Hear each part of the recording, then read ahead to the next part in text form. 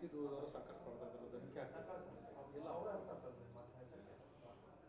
ನೋಡಿ, ಇವತ್ತು ಕಾಂಗ್ರೆಸ್ ಸರ್ಕಾರ ರಾಜ್ಯದಲ್ಲಿ ಒಂಥರ ದಬ್ಬಾಳಿಕೆ ರೀತಿಯಲ್ಲಿ ಸರ್ಕಾರ ಮಾಡ್ತಕ್ಕಂಥ ಪ್ರಯತ್ನವನ್ನು ಮಾಡ್ತಾ ಇದ್ದಾರೆ.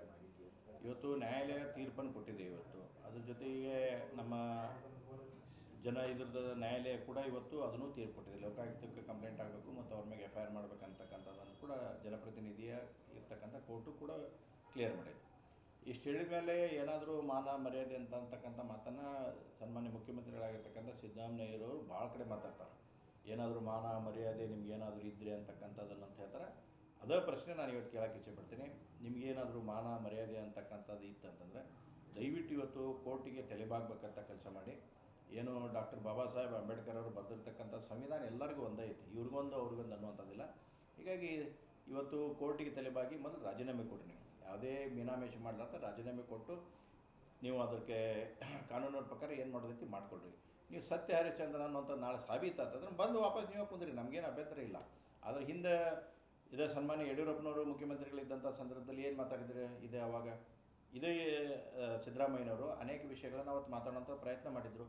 ರಾಜೀನಾಮೆ ಕೊಡಬೇಕು, ನಿಮಗೆ ಮಾನ ಮರ್ಯಾದೆ ಇಲ್ವಾ ನಿಮಗೆ ಅನ್ನುವಂಥದ್ದನ್ನು ಮಾತಾಡಿದ್ರು. ಇವತ್ತು ನಿಮಗೇನೈತೆ ಹಾಗಾದರೆ? ಅದಕ್ಕೆ ನಾನು ಆಗ್ರಹ ಮಾಡ್ತೀನಿ.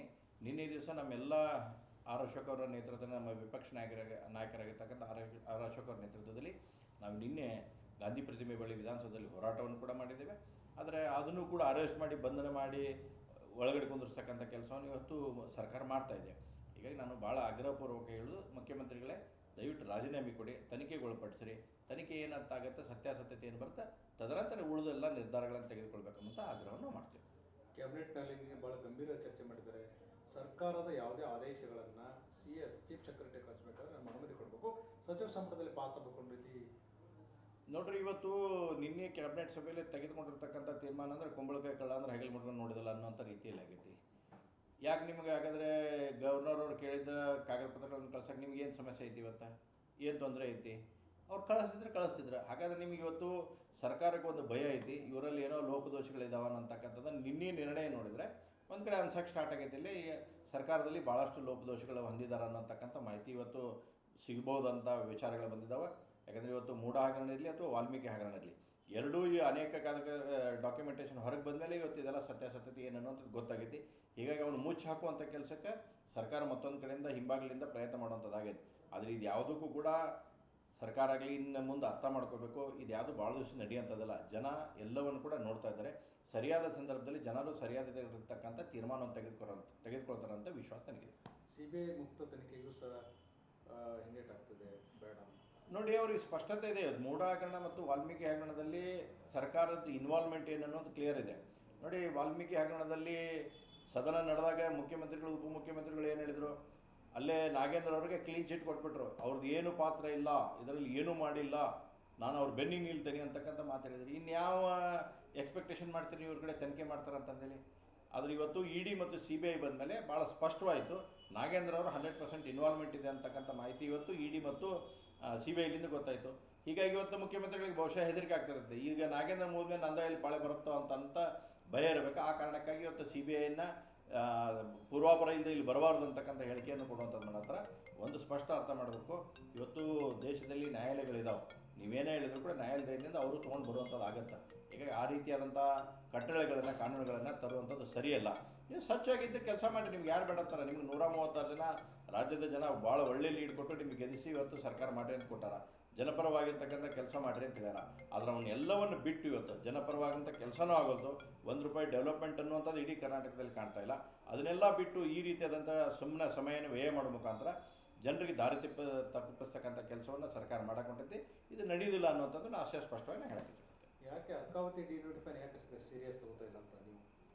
ನೋಡಿ, ಯಾವುದು ಸೀರಿಯಸ್ ತೊಗೊಳ್ಳೋಣಂಗಿಲ್ಲ, ಎಲ್ಲವನ್ನು ಕೂಡ ಸೀರಿಯಸ್ ತೊಗೊಂಡೇವೆ. ಅರ್ಕಾವತಿ ಇರಲಿ, ಇವತ್ತು ಮೂಢ ತೆಗೆದಿದ್ದ ಇಲ್ಲ, ಅದಾದಮೇಲೆ ವಾಲ್ಮೀಕಿ ತೆಗೆದಿದ್ದಾಗಿತ್ತು, ಇವತ್ತು ರೀಡೂದು ಬದ್ಧತಿ ಗವರ್ನರ್ ಅವರು ಕೇಳ್ಯಾರ. ನಾವು ಕೂಡ ಹೋರಾಟ ಮಾಡ್ತೀವಿ. ಏನು ಹಿಂದೆ ಹೋರಾಟ ಮಾಡಿರಲಿಲ್ಲ, ಹಿಂದೆ ಯಡಿಯೂರಪ್ಪನವರಿದ್ದಾಗ ರೀಡು ಸಲುವಾಗಿ ಸಾಕಷ್ಟು ಅರ್ಕಾವತಿ ಬಗ್ಗೆ ಹೋರಾಟವನ್ನು ಮಾಡಿದ್ವಿ, ಇವತ್ತು ಮಾಡ್ತೀವಿ. ಅದೇನು ಪರಿಸ್ಥಿತಿ ಬಂತಂದ್ರೆ ಮಾಡೇ ಮಾಡ್ತೀವಿ. ಬಿಡು ಪ್ರಶ್ನೆ ಅಂಕರ್ ಯಾವುದೂ ಇಲ್ಲ.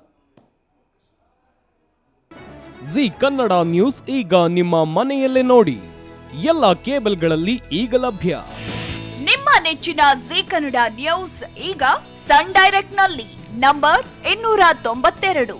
Tata Play number 1664, Jio TV number 1334, NXT digital number 30, In cable number 30, City Networks 51, U digital number 162, GTPL number 17, Rockline telecommunications number 42, Shri Basaveshwara cable number 168, rural cable network 60, Vinayaka digital 57, Abhishek cable 821, city channel 53, Siddeshwara cable network 57, ವಿ4 digital infotech 628, Surya digital networks 53, Gajanan digital number 836, Malnad infotech private limited number 56, Metrocast number 830, victory digital number